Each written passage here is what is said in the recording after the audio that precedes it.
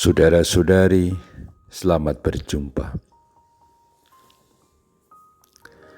Pada saat ini saya ingin mengajak Anda untuk merenungkan adorasi sebagai saat kita menyembah Tuhan yang mewahyukan dirinya secara khusus dan istimewa kepada kita murid-muridnya.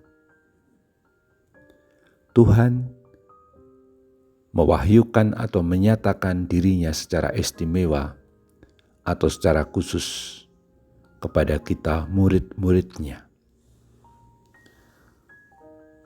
Saya tertarik untuk merenungkan kata-kata Injil Markus bab 4 ketika Markus berkata,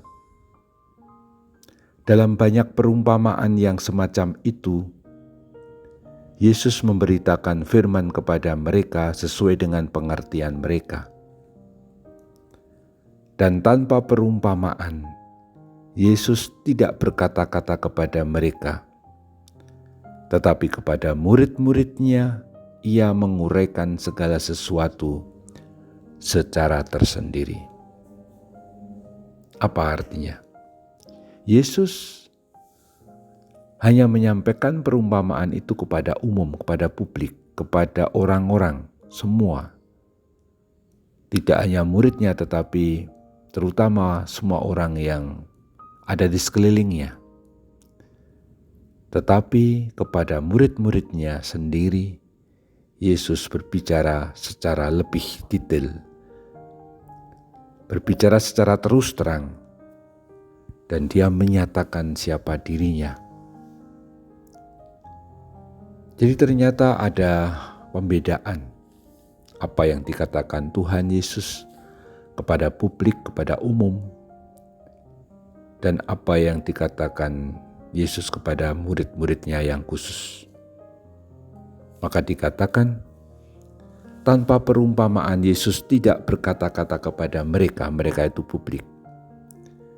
Tetapi kepada murid-muridnya, Yesus menguraikan segala sesuatu secara tersendiri.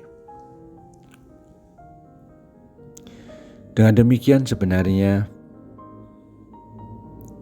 kepada kita para muridnya, yaitu orang-orang yang percaya kepadanya dan yang menjadi lingkaran sahabat-sahabatnya, Yesus berterus terang siapa dirinya.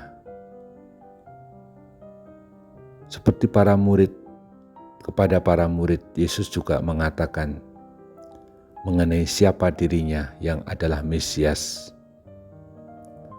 Tapi Mesias macam apa? Mesias yang harus menderita, yang ditolak oleh bangsanya sendiri, bahkan akan dibunuh, namun akan bangkit.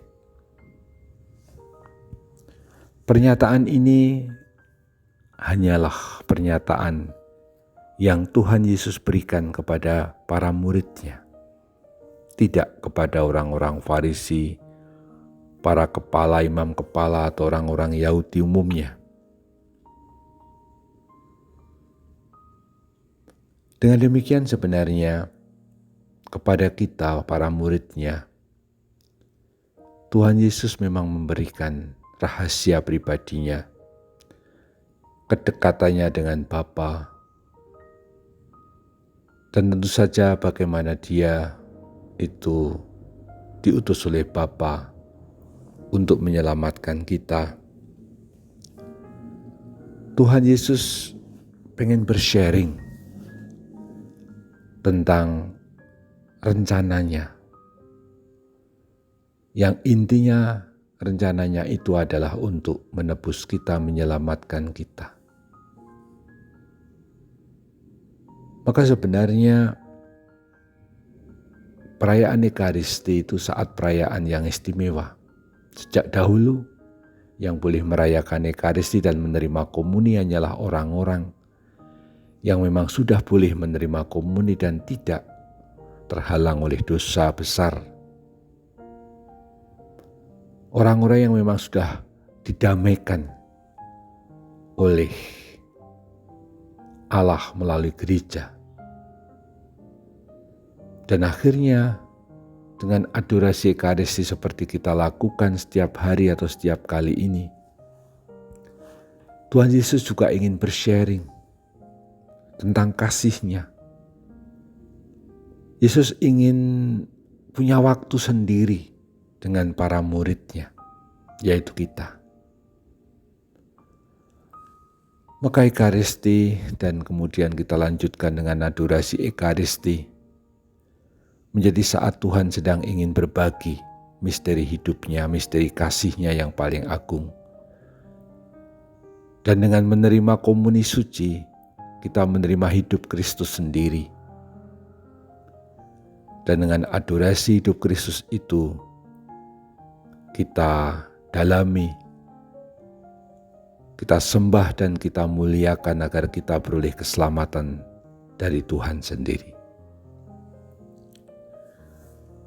Maka adorasi sungguh-sungguh menjadi saat istimewa. Bukan hanya kita merasa perlu untuk berdoa, memberi waktu hening dalam hidup sehari-hari. Adorasi bukan hanya sekedar saat kita ngedem. Kalau orang naik kendaraan itu ya, jarak jauh misalnya antar kota, disarankan untuk tiap 2 atau 3 jam itu berhenti, supaya ban-ban itu sedikit istirahat. Kita biasa itu dalam hidup. Kalau kita kerja juga ada waktu break atau waktu untuk minum. Itu bukannya sekedar kita butuh minum, tapi supaya secara psikologis juga secara kefaalan tubuh dan seluruh tubuh kita secara fisik itu ada suasana ngedem tadi ya, pendinginan.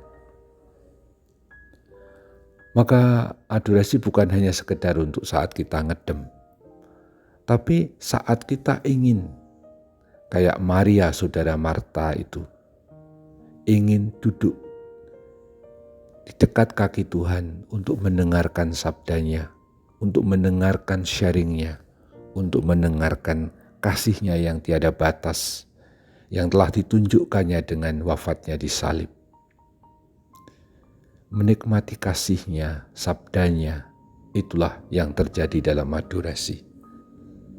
Itulah yang semestinya kita nikmati betul.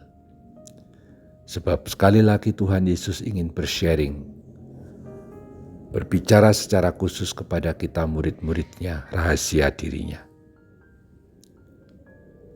Kita lanjutkan adorasi kita mendengarkan sabda Tuhan dan misteri hidupnya, kasih-Nya.